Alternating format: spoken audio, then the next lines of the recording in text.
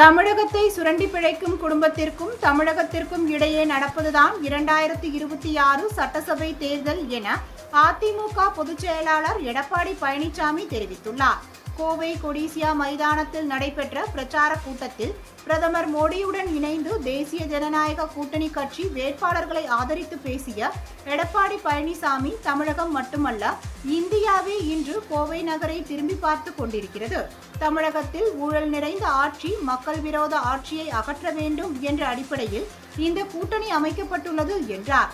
திமுகவை வேரோடு அழிக்க வேண்டும் என்று தான் எம்ஜிஆர் அதிமுகவை துவங்கினார். அவரை தொடர்ந்து ஜெயலலிதா சிறப்பான ஆட்சியை கொடுத்தார். அதேபோல பிரதமர் மோடி இன்று உலகம் முழுவதும் உள்ள தலைவர்கள் பாராட்டுக்கும் அளவுக்கும் உயர்த்தி பிடித்திருக்கிறார் என்று கூறினார்.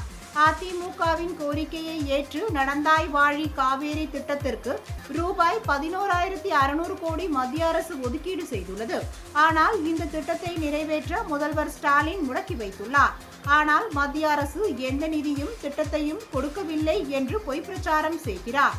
நீலகிரி திருப்பூருக்கு மருத்துவக் கல்லூரி, மருத்துவமனையை பிரதமர் மோடி கொடுத்துள்ளார். திமுக ஆட்சிக்கு வந்த 5 ஆண்டுகளில் ஒரு மருத்துவக் கல்லூரி, மருத்துவமனையை கொண்டு வர முடிந்ததா எனவும் அவர் அப்பொழுது கேள்வி எழுப்பினார்.